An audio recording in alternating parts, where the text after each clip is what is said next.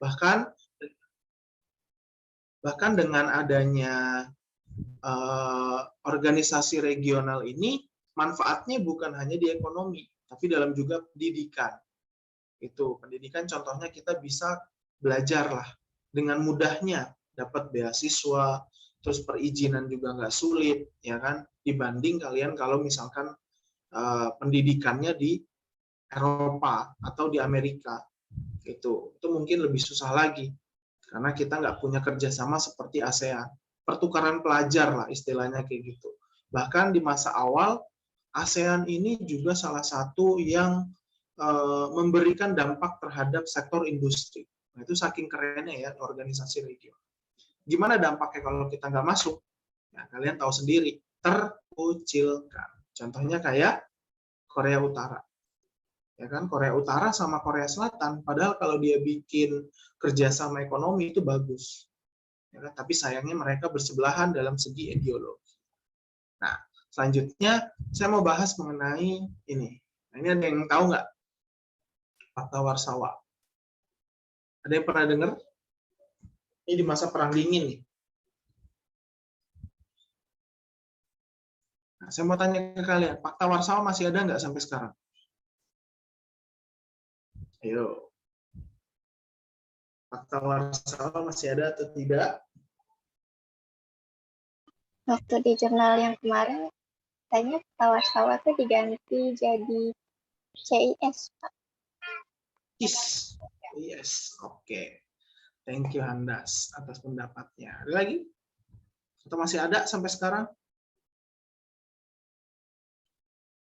Halo? Udah sarapan? Kayaknya bubar tahun 1991, Pak. Kayaknya bubar. Kenapa bubar? Yo, kenapa bubar?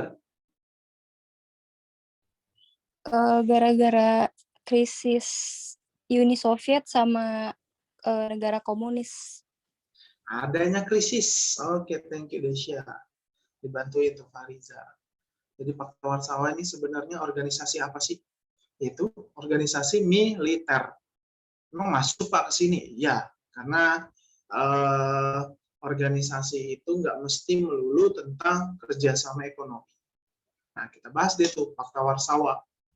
Tadi ada yang bilang CIS, kata Handas. Benar juga, CIS itu adalah nama Rusia yang sekarang.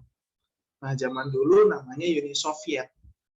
Nah, saya mau jelasin dulu nih Uni Soviet. Mungkin kalian ada yang udah tahu, ada juga yang belum tahu.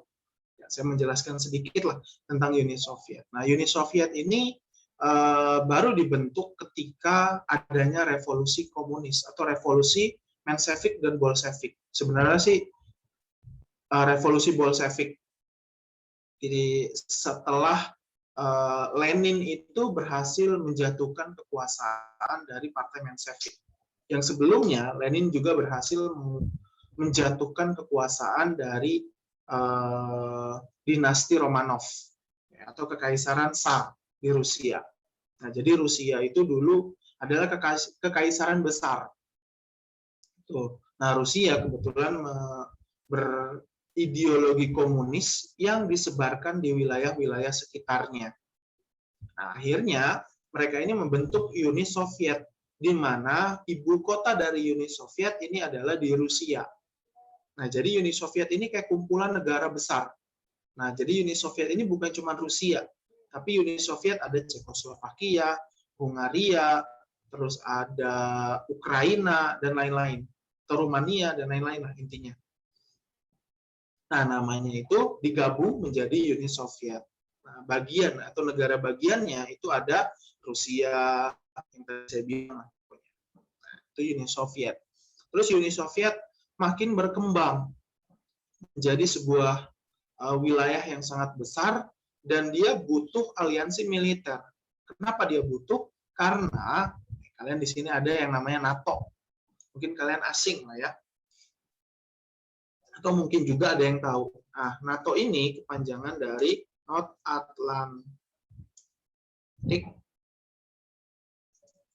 Treaty Organization. Nah, saya nggak tahu tuh tulisannya kayak apa. Ya, nah ini ada nih, the North Atlantic. Oh, di sini ternyata. Nih, kepanjangan dari NATO, the North Atlantic Treaty Organization. Nah, jadi NATO ini lebih dulu dibuat oleh Amerika Serikat. Fungsinya apa? Untuk menahan sebenarnya. Jadi kayak fungsi lainnya mah ya kayak memperkuat wilayah, tapi fungsi aslinya atau tujuan aslinya NATO ini dibentuk untuk membendung pengaruh komunisme di wilayah Eropa. Karena wilayah Eropa itu sudah mulai terbagi, ada Eropa Timur dengan Eropa Barat. Nah, Eropa Barat ini biasanya negara-negara yang ikut terhadap NATO. Itu NATO ini sampai detik ini itu masih ada. Beda dengan Fakta Warsawa. Itu kalau Fakta Warsawa ya udah hilang, tapi kalau NATO sampai detik ini masih ada. Bahkan di perang Irak kemarin atau di Afghanistan itu banyak pasukan NATO. Nah, pasukan NATO ini gabungan dari beberapa negara. Ketika NATO terbentuk, Uni Soviet itu seolah terancam. Nah, jadi pada akhirnya Uni Soviet membuat aliansi militer tandingan dari NATO dengan nama Fakta Warsawa. Itu. Dan ini dirancang oleh Presiden Nikita Khrushchev. Nah, mungkin kalian pernah dengar lah Nikita Khrushchev itu kayak apa orangnya, atau pernah lihat, pernah lihat lah. Terus pernah dengar juga quotes dari Nikita Khrushchev katanya, atau dari Soekarno. Saya nggak mau datang ke Rusia atau ke Uni Soviet kalau makam siapa ya, Imam Bukhari ya, Imam Bukhari belum ditemukan gitu. Intinya kayak gitu, padahal itu nggak ada istilah gitu. Penemuan makam Imam Bukhari itu udah lama sebenarnya, sebelum Presiden Soekarno bilang hal seperti itu. Nah, Nikita Khrushchev ini salah satu pemimpin yang cukup berbeda lah dengan Lenin maupun Stalin. Dia bahkan nggak terlalu suka juga dengan para pendukung Stalin sebenarnya, Nikita Khrushchev. Makanya dia agak clash. Tapi kepemimpinannya dia itu banyak pasukan militer terbentuk dan mulai bekerja sama dengan pihak-pihak di luar Uni Soviet. Salah satunya Indonesia. Kita bahkan harusnya berterima kasih dengan Nikita Khrushchev. Tanpa ada Nikita Khrushchev, kita nggak bisa ngebuat ini. Pernah main ke sini? Pernah. Pasti pernah. Ada yang tahu siapa yang ngedesainnya? Enggak. Rata-rata kalian Indonesia. Ini mah Bung Karno yang bikin gitu. Padahal kalau kalian main ke GBK, ya stadion utamanya itu adalah rancangan dari arsitek Rusia atau arsitek Uni Soviet. Kalian boleh searching di internet GBK sama dengan stadion yang ada di Rusia dan mirip, ada. Silahkan deh searching aja nggak apa-apa. Nah, kita patut berterima kasih karena Nikita Khrushchev mau membantu Indonesia sampai segitunya. Bahkan Nikita Khrushchev memberikan beberapa bantuan amunisi, senjata, bahkan kita pernah entah ini diberikan pinjaman atau diberikan secara langsung ya, tanpa adanya biaya. Kita pernah dikasih kapal selam sama Nikita Khrushchev. Ketika Indonesia memang lagi deket banget dengan pihak komunis. Nah, terus kita lanjut lagi ke Fakta Warsawanya. Tujuan dari Fakta Warsawa sebenarnya adalah mengorganisasikan diri terhadap potensi ancaman dari NATO. Ya, jadi ini adu ideologi. Nah, inti dari Perang Dingin adalah adu ideologi. Dia membuat aliansi militer tapi nggak berperang. Nah, itu cemennya Uni Soviet dengan Amerika Serikat. Main doang tapi nggak pernah berperang. Nah, ini licik bisa dibilang ya, karena ketika Fakta Warsawa terbentuk, dia hanya menyusup ke negara yang memang sedang bermasalah. Contohnya kayak misalkan Korea Utara dengan Korea Selatan. Nah, yang berperang itu adalah Korea dengan Korea. Tapi di balik itu ada NATO dan Fakta Warsawa di situ. Ada Amerika Serikat dan Uni Soviet di situ. Jadi makanya dia cemen, punya organisasi militer tapi nggak mau berperang tatap muka langsung. Nah, itu cemennya si Pakta Warsawa. Nah, selanjutnya strategi dari Pakta Warsawa ini secara ideologis dan geostrategis. Kalau ideologis, ya pasti dia itu pengen menyebarkan paham sosialisme dan komunisme. Dan pastinya dia itu pengen menjadi pemimpin gerakan sosialis ataupun komunis. Nah, mungkin di sini udah pada tahu kali ya sosialisme itu apa, komunisme itu apa. Harusnya kalian tahu. Apalagi Indonesia sedang nggak baik-baik aja ketika banyak orang yang kayak misalkan kasus Ustadz ditusuk diancam dikaitkannya dengan komunisme atau PKI. Padahal PKI udah nggak ada. Yang paling bahaya itu adalah komunis. Nanti ketika kalian kuliah, pasti banyak ideologi-ideologi yang lebih kalian tahu. Circle kalian bertambah, terus pengetahuan kalian tentang ideologi itu bertambah. Gitu. Komunisme ini busuk nggak sih? Jorok nggak sih? Sebenarnya kayak gitu. Nah, ada sisi bagusnya, ada juga sisi enggaknya sebenarnya. Ya. Tapi kita sudah udah di otak kita tuh terbayang bahwa PKI itu jahat, komunis itu jahat, dan lain-lain. Intinya kayak gitu. Padahal masa itu ya nggak terlalu juga. Secara geostrategis, Uni Soviet termotivasi untuk mencegah wilayahnya diinvasi oleh kekuatan Eropa Barat, seperti yang dilakukan oleh Nazi Jerman pada tahun 1941. Nah, jadi intinya Uni Soviet itu pengen wilayahnya itu nggak terinfiltrasi oleh pasukan NATO. Kenapa? Karena sampai terinfiltrasi, banyak negara-negara komunis ini pengen merdeka dan menjadi negara demokratis. Karena dia tahu bahwa negara komunis itu tidak baik ketika diterapkan menjadi ideologi pemerintah. Gitu. Makanya ini berbahaya. Makanya kurang lebih strateginya itu mencegah lah dari NATO. Nah, terus runtuhnya Pakta Warsawa. Tadi udah ada yang bilang tuh, runtuhnya Pakta Warsawa ya karena ada krisis di Uni Soviet. Ketika di Uni Soviet itu mulai banyak negara yang merdeka, maka Pakta Warsawa ini nggak kuat. Mulai hancur Pakta Warsawa ketika Uni Soviet benar-benar bubar. Nah, berganti menjadi CIS tadi.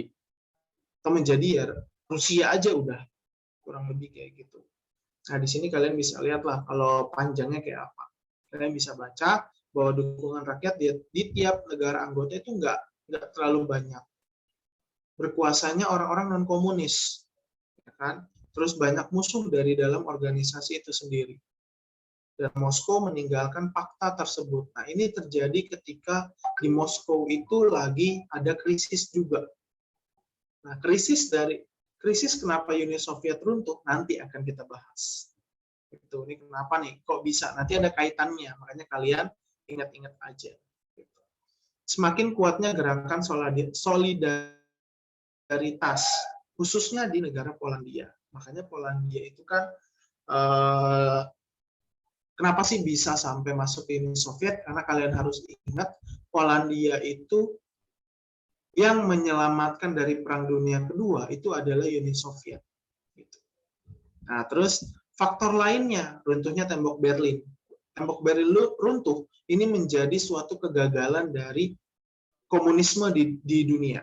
Nah, makanya ketika kalian nanti diajak, yuk gabung komunis yuk.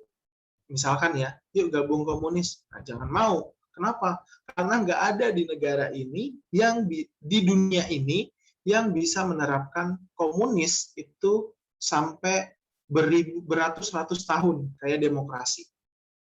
Sementara kalau komunis itu biasanya cepat runtuh, karena memang tidak ada suara yang boleh kalian keluarkan. Kalian mengkritik ditangkap. Ya kayak zaman sekarang lah ya. Cuman bedanya sekarang kan kita nggak komunis. Cuman kita mirip-mirip gitu. Ketika kita mengkritik lewat mural, dihapus, ditangkap. Ketika kita mengkritik lewat Instagram, Twitter, ditangkap, ITE. Nah, kurang lebih kayak gitulah. Sama sebenarnya, tapi kita berkedok demokrasi.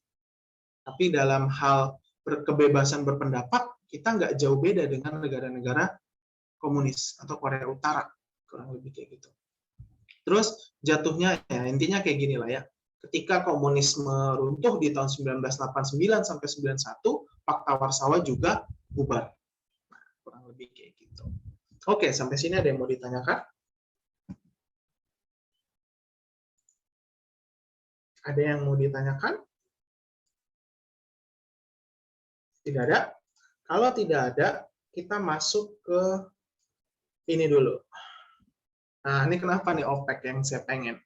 Karena ternyata Indonesia pernah loh masuk OPEC. Nah, saya pengen tanya ke kalian, kapan terakhir kali kita menjadi anggota OPEC? Ayo, yang tahu? Kapan terakhir kali kita menjadi anggota OPEC?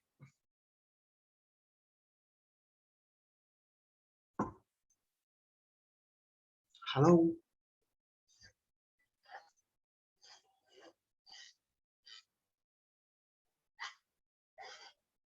(2008) Di masa siapa itu Farija berarti? 2008 Ya, 2008 di masa siapa? Presiden siapa? masih SBY bukan sih, Pak? SBY, betul. SBY itu Bukan sampai sih, Pak? SBY itu sampai 2000 berapa ya? Saya lupa lagi. Pokoknya 2 periode aja. 14 soalnya. 14. Nah, ternyata kita pernah loh masuk ke OPEC. Keren kan? Ternyata kita pernah masuk ke OPEC. Nah, OPEC pun dibentuk sebenarnya dari organisasi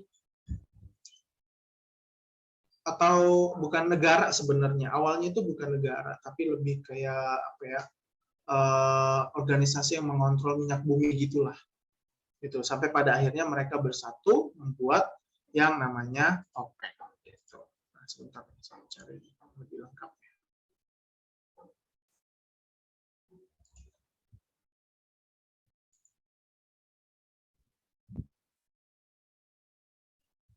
Nah, jadi kita sempat pernah menjadi negara pengekspor loh. Bayangin kita dulu menjadi negara pengekspor minyak. Bayangin dulu kita tuh keren. Ternyata kita sanggup menjadi negara yang mengekspor minyak. Sampai tahun 2008, sebenarnya 2004 kita sudah berhenti. Di 2004. Kalau nggak salah tuh pas kita masa awal reformasi, kita berhenti menjadi negara pengekspor minyak. Tapi pas zaman SBY dimulai lagi, tapi di zaman SBY pula kita berhenti lagi. Kayak gitu. Jadi kira-kira pada masa itu kita jadi organisasi yang keren lah. Karena kita bisa menjadi pengekspor minyak. Karena kita tahu sendiri bahwa lautan Indonesia itu sangat kaya akan minyaknya.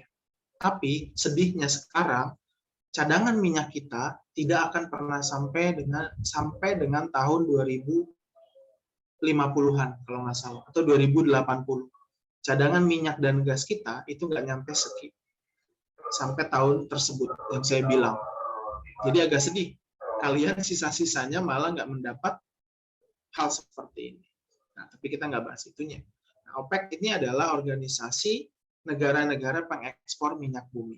Nah, yang kita tahu, negara pengekspor minyak bumi yang paling besar itu adalah negara-negara Timur Tengah.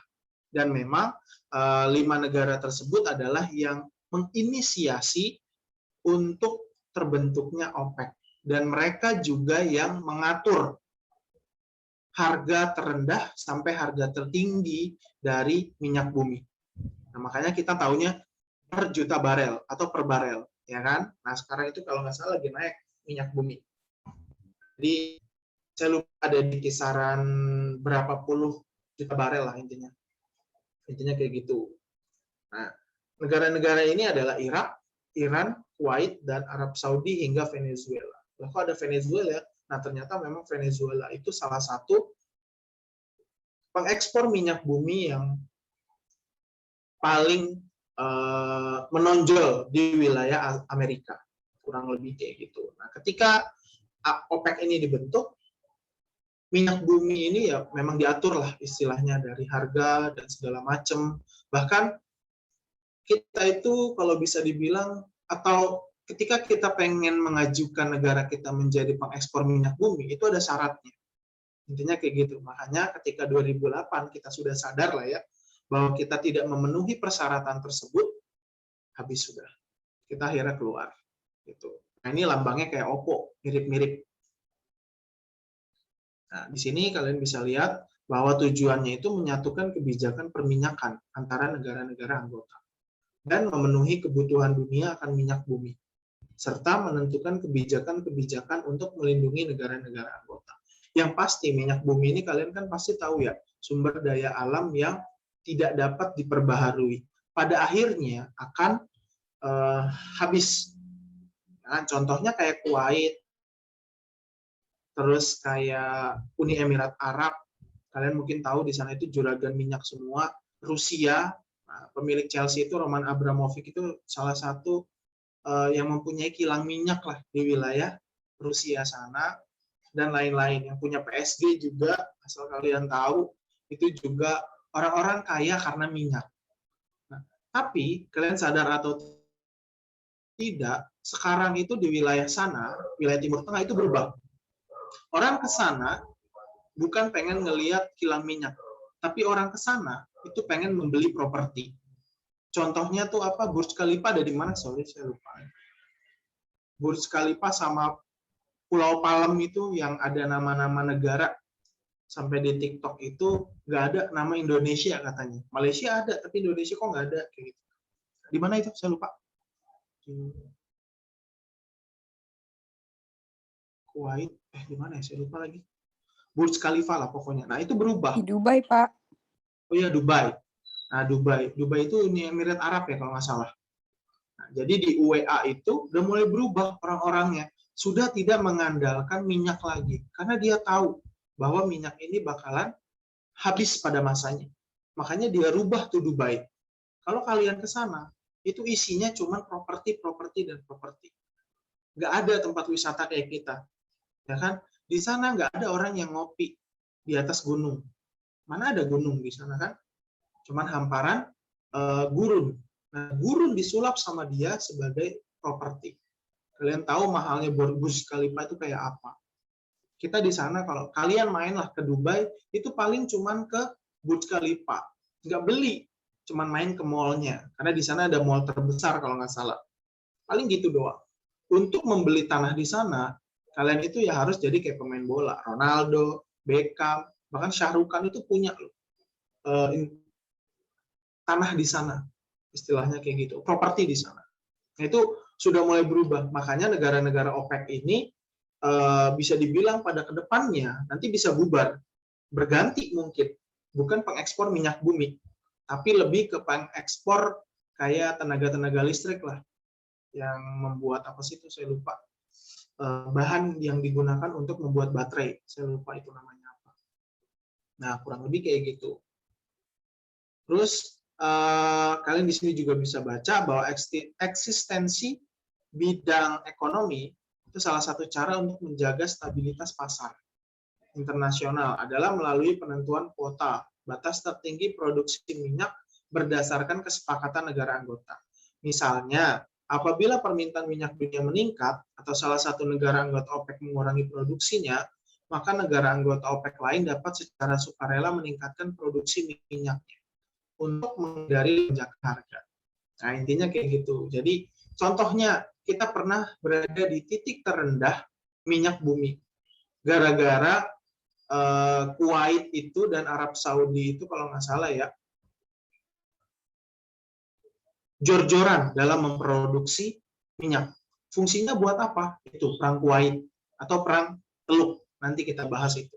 Nah, perang Teluk itu kurang lebih mengakibatkan harga minyak dunia itu ada di titik terendahnya. Dan mengakibatkan kerugian yang sangat besar bagi negara pemproduksi minyak, salah satunya Iran. Nanti kita bahas itu. Terus eksistensi bidang politik. Pada tahun 1970 terjadi perang Yom Kippur di wilayah Timur Tengah. Nah, ini itu perang antara Israel dengan Mesir kalau nggak salah ya.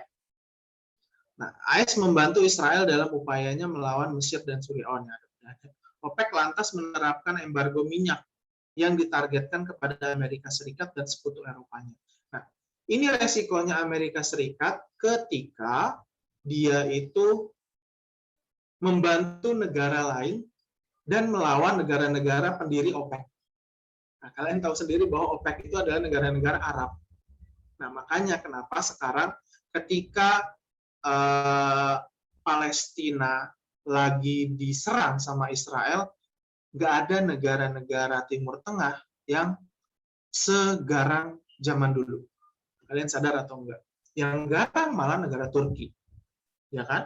Padahal harusnya negara-negara Arab ini bisa menekan Amerika Serikat dan Israel dengan produksi minyaknya.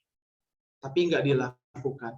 Karena Amerika pinternya sudah mendekati para negara-negara Timur Tengah ini. Nah, itu logikanya. Kalau kalian mikir, iya juga ya, kenapa kok negara Arab? Kalian kan pasti mikir, ini kenapa sih Arab Saudi, negara yang notabene kita sering kunjungi setiap tahunnya, ya kan, menghabiskan uang untuk ibadah haji, umroh, tapi nggak membantu saudaranya di wilayah Palestina. Itu sekalipun di sana memang ada yang namanya Hamas mungkin, yang nggak disukai sama negara-negara Arab lainnya. Tapi kenapa nggak dibantuin? Kenapa nggak ditekan Israel dan Amerika? Ya itu salah satunya. Karena dulu ketika Amerika Serikat diembargo, nah mereka sadar nih, ini kayaknya saya harus mendekati pihak Timur Tengah. Nah itu kurang lebih. Terus Indonesia keluar dari OPEC. Pada tahun 2008, Indonesia mengumumkan bahwa mereka telah mengajukan surat untuk keluar karena Indonesia tidak memenuhi standar produksi minyak. Bahkan berubah menjadi negara importir minyak. Nah, itu yang sedihnya dari kita. Dulu kita sanggup memproduksi di masa Pak Harto, pada akhirnya kita tidak bisa memproduksi minyak lagi. Bahkan kita mengekspor minyak. Bayangin kalau kita masih memproduksi, harga minyak itu kita mungkin lebih rendah dibanding harga yang sekarang. Oke, sampai sini ada yang mau ditanyakan?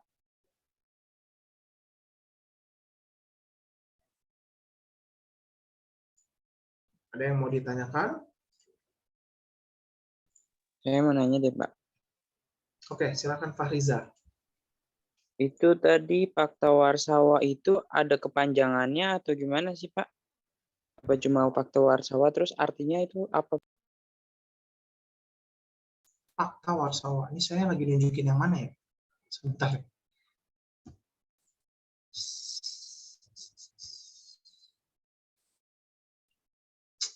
Sorry.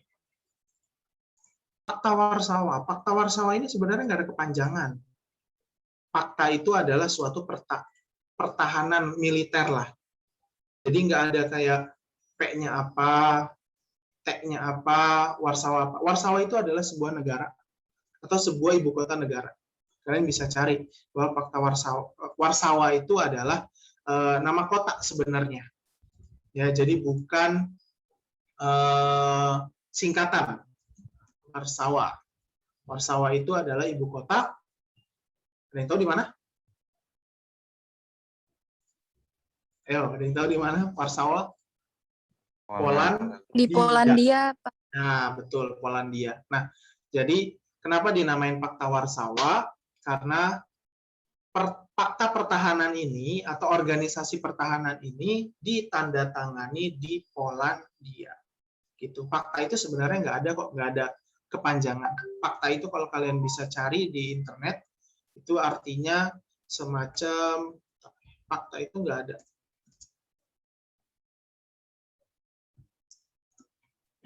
Jadi nggak ada kayak apa ya?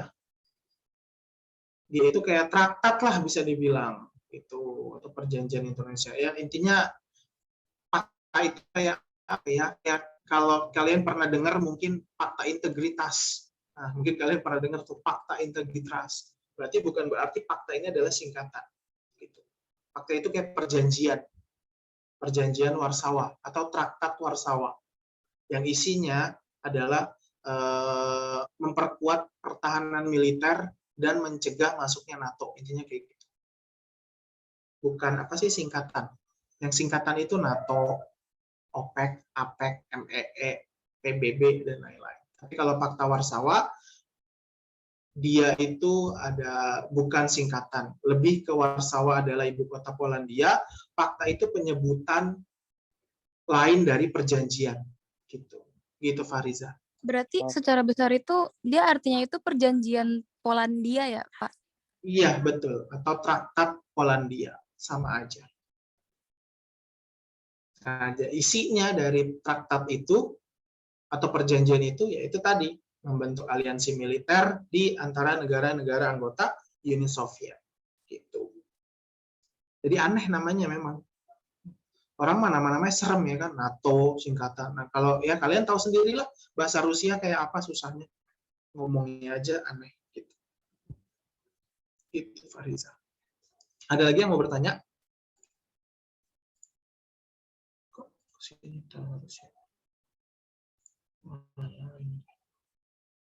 Ada yang mau bertanya atau saya tanya? Ya. Kelihatan. Nah, oke. Nah, kenapa saya harus bahas Oki? Karena kebetulan di sini Islam semua kan ya, walaupun KTP, walaupun Islam Facebook, ya, bukan Islam yang secara iman gitu ya. Adalah beberapa yang mungkin ateis di sini, ya kan, ngikutin Coki si Pardede. Nah, tapi intinya di sini mayoritas adalah Islam. Nah, saya harus membahas Oki karena Oki itu menjadi salah satu organisasi yang bisa dibilang sangat penting di masa itu. Apalagi ketika Oki ini berkaitan dengan apa sih namanya, perang Israel dengan Palestina, gitu. Nah, Oki ini merupakan singkatan dari Organisasi Konferensi Islam yang benar-benar dibentuk pada tanggal 25 September 1969. Yang sebelumnya itu yang pernah mengakui kita itu adalah cikal bakal dari Oki. Nah, yang mengakui kita itu kan dulu yang Mesir pernah membawa ke konferensi Islam. Nah, itu sebenarnya belum Oki secara resmi, tapi sudah cikal bakal. Itu adalah negara-negara Timur Tengah yang istilahnya tuh apa, menganut Islam lah, kurang lebih kayak gitu. Terus Oki ini dibentuk karena ada sebabnya, karena ada latar belakangnya. Latar belakangnya ketika komplek Masjidil Aqsa itu dibakar. Ya, jadi dibakar oleh pihak Israel pada masa itu. Dan Israel pun kayak memantik para negara-negara Arab. Ya, pada akhirnya Oki ini dibentuk di Maroko dengan inisiasi dari Raja Faisal. Nah, Raja Faisal itu kalau nggak salah bapaknya dari yang sekarang ini, Raja Arab Saudi. Dan Raja Hasan dari Maroko. Gitu. Jadi mereka itu kok kesel. Ini situs, kayak mungkin kalian tahu lah ya, komplek Masjidil Aqsa itu kan sangat penting buat umat Islam. Selalu disebut-sebut ketika adanya Isra Mi'raj gitu. Nah, makanya ketika ini dibakar sama Israel, ya udahlah. Terus alasan Israel membakar, ya kalian tahu sendiri bahwa ini itu lagi konfrontasi antara Israel dengan Palestina. Perebutan Yerusalem. Karena menurut Israel, Yerusalem ini adalah kota suci yang dijanjikan di kitabnya mereka. Itu. Jadi di kitabnya mereka itu Yerusalem itu isinya adalah kayak semacam kuil Daud atau kuil apa. Makanya mereka kan benderanya itu menggunakan lambang Daud. Nah, jadi kayak bendera Daud istilahnya. Karena di bawah itu ada kuil Daud dan kuil Sulaiman sebenarnya. Ada hal-hal yang kata mereka itu bisa dijadikan bukti bahwa memang Yahudi ini adalah agama yang mungkin benar menurut mereka. Gitu. Dan itu adanya di kompleks Masjidil Aqsa. Karena Masjidil Aqsa itu ada tempat 3 ibadah, Kristen, Yahudi, dan Islam. Kristen di situ ada telapak kaki Yesus kalau nggak salah, atau tempat meninggalnya Yesus. Terus yang kedua itu ada tembok ratapan, tempat orang-orang Yahudi berdoa. Yang terakhir, kalian tahu sendiri bahwa Nabi Muhammad pernah menjadikan Masjidil Aqsa sebagai kiblat pertama. Ya, kiblat pertama pada akhirnya nanti dipindahkan ke Mekah. Dan Nabi Muhammad pun pernah singgah sebelum naik buruk ke bertemu dengan Allah gitu. Intinya kayak gitu ya. Jadi ini 3 situs penting. Tapi sama si Israel itu malah dibakar. Dan ini bikin marah lah. Pada akhirnya terbentuk Oki. Nah, tujuannya setelah adanya pembakaran itu ya kalian tahu sendiri bahwa memperkuat solidaritas dari negara-negara Islam. Kita masuk nggak? Kita masuk ke negara Oki. Terus baik dalam bidang politik, ekonomi, sosial, budaya, ilmu pengetahuan hingga teknologi, serta memperjuangkan umat Islam untuk melindungi kehormatan, kemerdekaan serta hak-haknya. Nah, ini kan berarti ada sindiran keras terhadap Israel yang sedang menguasai Palestina pada masa itu. Selanjutnya, melakukan aksi bersama untuk melindungi tempat suci umat Islam. Ya, karena tadi kan sebab yang paling utamanya itu kan karena ada pembakaran. Serta memberi semangat dan dukungan kepada rakyat Palestina. Terus bekerja sama dalam menentang diskriminasi rasial dan segala bentuk penjajahan serta menciptakan suasana yang menguntungkan dan saling pengertian di antara negara-negara anggota. Nah, intinya kayak gitu. Jadi Oki itu ya tujuannya lagi-lagi mendukung rakyat Palestina. Dulu, sekarang sudah mulai nggak terlalu. Sekarang itu Oki itu nggak segarang dulu lah. Apalagi ketika Mesir itu sudah mulai bekerja sama dengan pihak Israel. Negara-negara Arab sudah mulai ibarat kata nggak segarang dulu menentang penjajahan Palestina dan Israel. Intinya kayak gitu. Tapi apa bentuk nyatanya sampai sekarang? Masih ada. Ketika konflik Palestina memanas, ya Oki ibarat kata memberikan dukungan melalui dukungan PBB. Kayak gitu doang. Nah, prinsipnya kalian bisa lihat sendiri. Menghargai persamaan antara negara anggota, menghormati hak menentukan nasib sendiri. Nah, ini sesuai dengan piagam PBB. Menghormati kemerdekaan. Nah, sesuai juga dengan piagam PBB. Menyelesaikan setiap sengketa yang mungkin timbul secara damai. Dan benar, Oki itu pernah menjadi penengah antara Israel dengan Palestina pada masa itu. Terus abstain dari ancaman atau penggunaan kekerasan terhadap integritas wilayah. Nah, jadi intinya dia itu tidak menggunakan kekerasan ketika terjadi kekerasan di wilayahnya atau wilayah yang lain lah. Jadi nggak ikut-ikutan berperang. Gitu. Oki itu bukan kayak NATO, dia nggak punya tentara. Oki itu hanya organisasi. Setiap ada permasalahan dibahas di situ dan dinaikkan ke PBB. Kurang lebih kayak gitu. Nah, strukturnya kalian bisa lihat sendiri. Ada konferensi para raja. Karena kita tahu sendiri, negara Timur Tengah itu kebanyakan raja. Para menteri luar negeri, sekjen, mahkamah Islam, dan organ-organ khusus.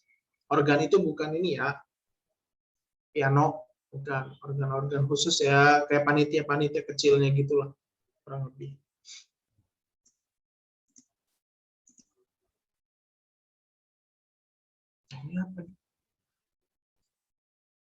Nah, ini eksistensi Oki. Kalian bisa lihat, ada memfasilitasi upaya penyelesaian konflik antara pemerintah Filipina dengan Moro. Nah, Moro ini adalah suku yang memang beragama Islam pada masa itu. Karena orang-orang Spanyol menyebut orang-orang Muslim itu adalah Moron. Moron itu bahasa yang ibarat kata kasar lah. Kalian main ke Amerika, ketemu orang negro atau ketemu orang Amerika asli, kalian nyebut aja moron. Pasti marah dia. Itu moro itu kayak bahasa kasar lah. Nah, tapi ya tetap digunakan. Terus Indonesia telah memberikan dukungan bagi berdirinya negara Palestina. Terus dengan isu Islamofobia, pemerintah Indonesia menekan mengenai perlunya mengajak pihak Barat dalam proses penciptaan proses dialogis lintas agama. Nah, jadi Oki ini selalu mengajak pemerintah Barat, ya, baik dari negara-negara anggota ataupun hanya atau keseluruhan itu mengajak pemerintah Barat tuh untuk menghentikan Islamofobia. Karena Islamofobia itu terjadi bukan di negara-negara Islam sebenarnya, malah terjadi di negara-negara kayak Eropa dan Amerika Serikat. Apalagi ketika muncul serangan 9/11, ya 9/11. Ya, 9/11 di wilayah New York yang menghancurkan gedung WTC pada masa itu, dan itulah kurang lebih. Jadi intinya oke, ini punya eksistensi tapi tidak terlalu berarti ketika masuk ke ranah Israel dan Palestina. Itu kurang lebih. Oke, ada yang mau ditanyakan? Sampai sini aja lah. Nanti kita lanjutkan di pertemuan selanjutnya.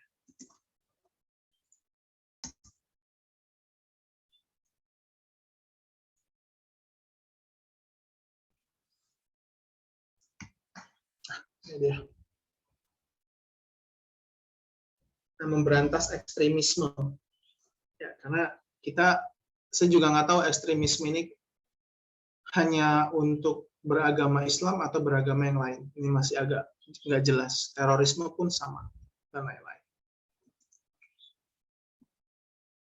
Oke, sampai sini aja. Ada yang mau ditanyakan? Kita sudahi.